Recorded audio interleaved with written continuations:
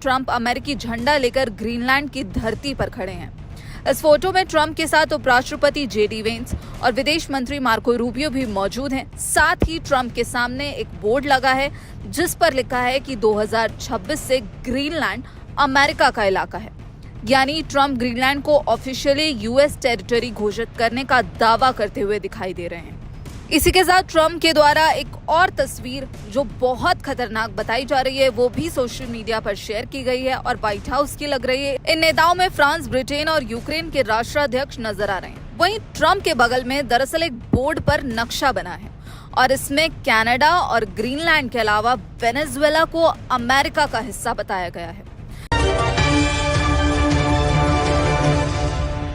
नमस्कार, बहुजन संवाद में आपका स्वागत है।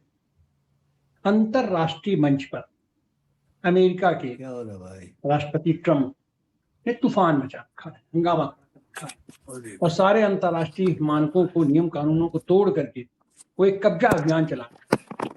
और उसी कब्जा अभियान के तहत पिछले दिनों जिस तरीके से टेरिफ वार उन्होंने छेड़ा था उससे पूरी दुनिया को परेशान कर रखा।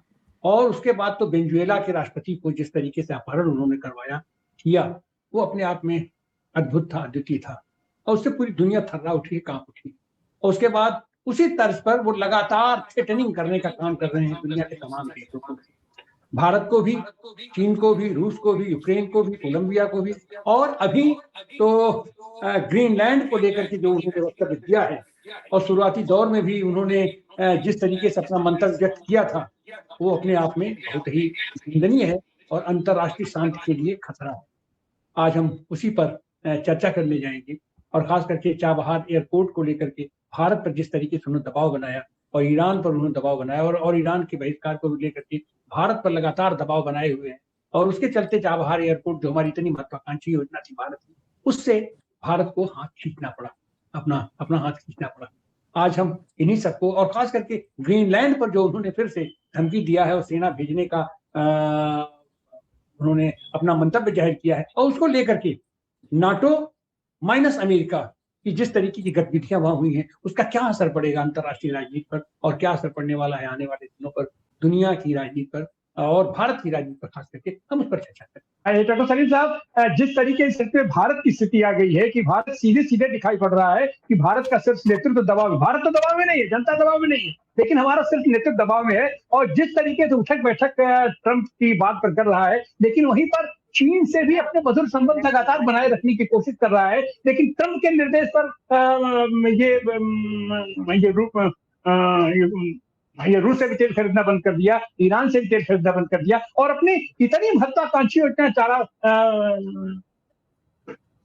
चाबहार पोर्ट से भी अपने आप को पीछे खींच दिया। तो यह चीज आखिर कहां तक जाएगी, जबकि खुलेआम भारत का जो प्रतिद्वंदी है अपना पाकिस्तान, उसको लेकर के अमेरिका सीधे सीधे साफ दिखाई पड़ रहा है कि अमेरिका उसके पक्ष में खड़ा है। और यह जो नई थ्रेटनिंग उसने फिर दिया है ग्रीनलैंड को, अभी हमने वेनेजुएला देखा है। तो इन सारी स्थितियों में, इन संबंधों में, इस अंतरराष्ट्रीय संबंधों में भारत की स्थिति को आप कैसे देखते हैं और ये अमेरिका की ट्रंप आखिर कहां तक जा सकते हैं?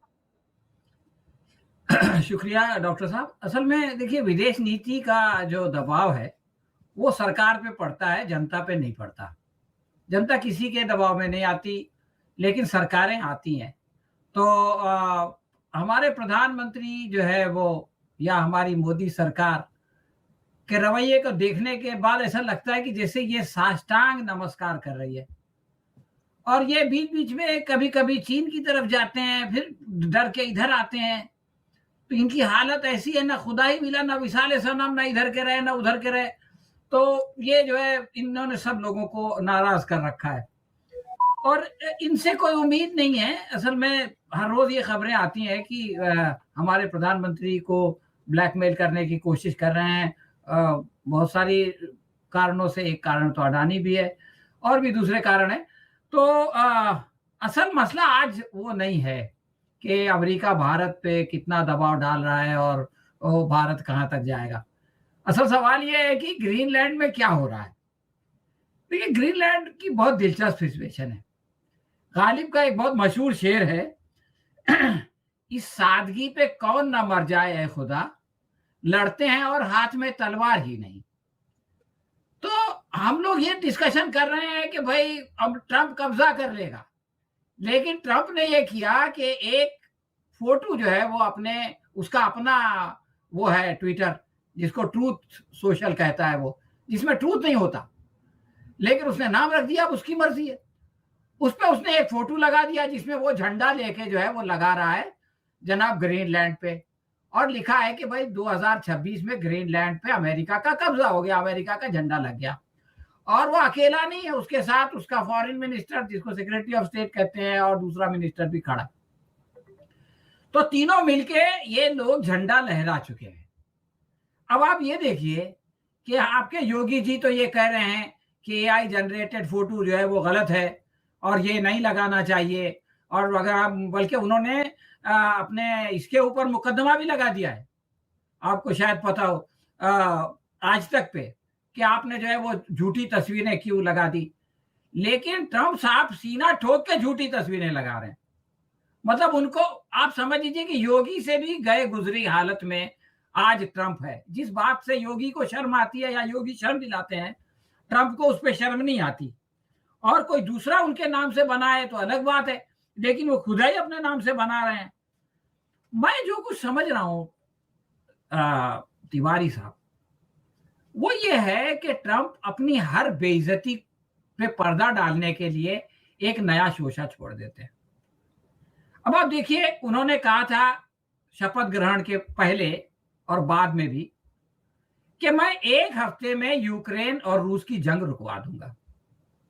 आज 1 साल 1 हफ्ता हो गया, लेकिन रूस और उसकी जंग चल रही है।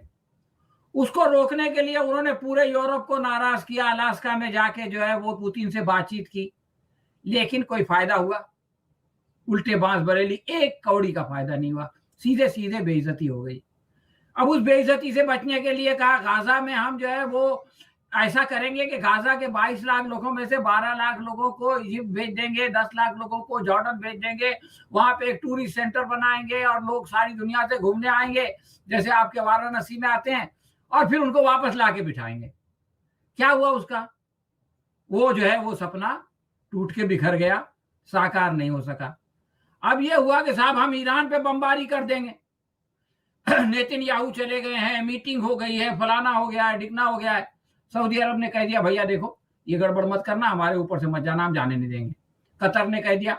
अब जिसके यहाँ आपकी फौज बैठी है वो ये कह रहा है कि हमारे यहाँ से आप ईरान पे जाके हमला नहीं कर सकते। अब उनके हाथ पैर फूल गए, तो ये ईरान से भी इनका बेइज्जती।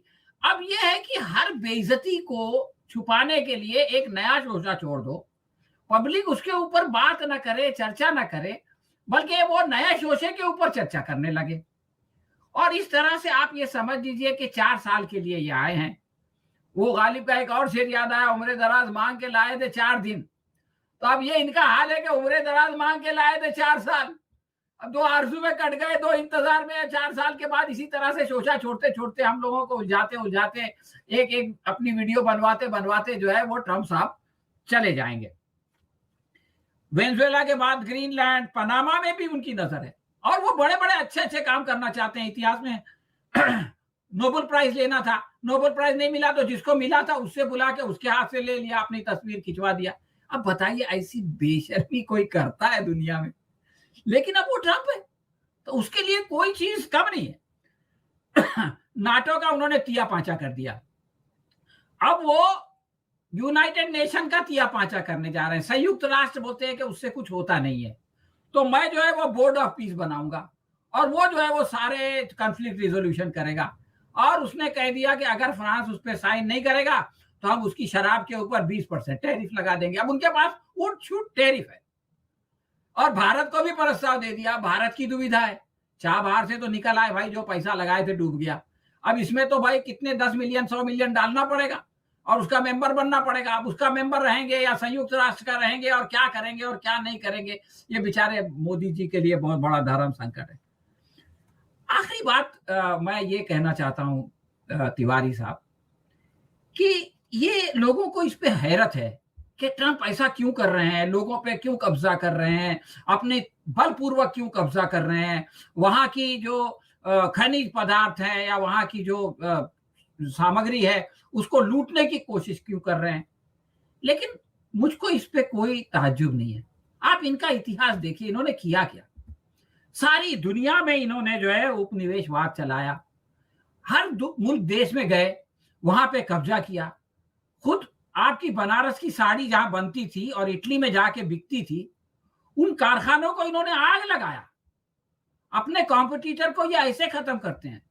लोगों को भूखा रहने दिया, लेकिन ये कि अपना अनाज नहीं दिया।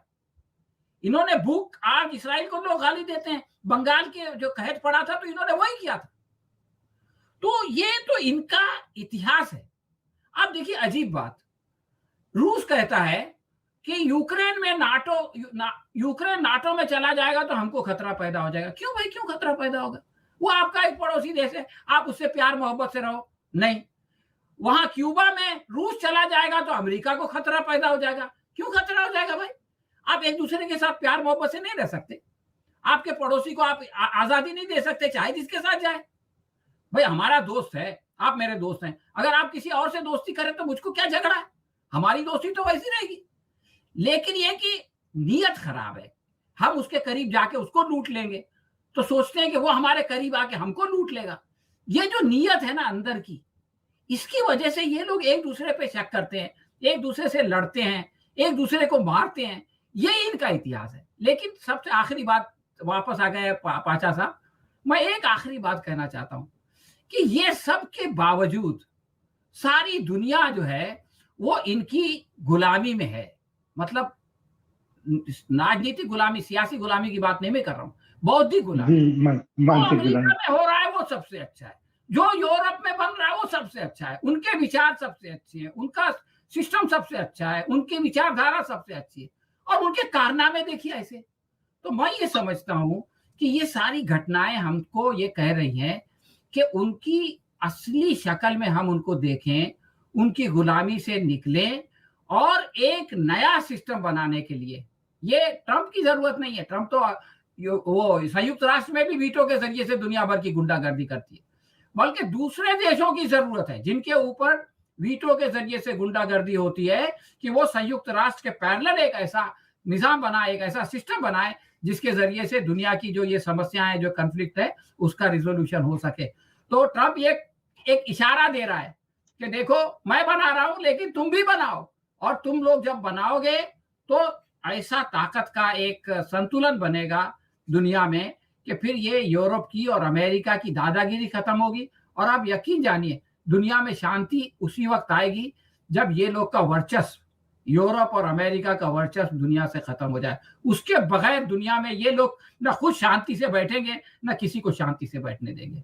शुक्रिया जी सलीम साहब, इस समय दुनिया के पैमाने पर अनपढ़ और कुपट लोगों की बाढ़ आ गई है, और दुर्भाग्य यह है कि तमाम अपना सत्ताओं के शीर्ष पर ये लोग विराजमान हो गए हैं, और इनका दम, इनका दम जो है वो पूरी दुनिया के लिए समस्या बना हुआ है।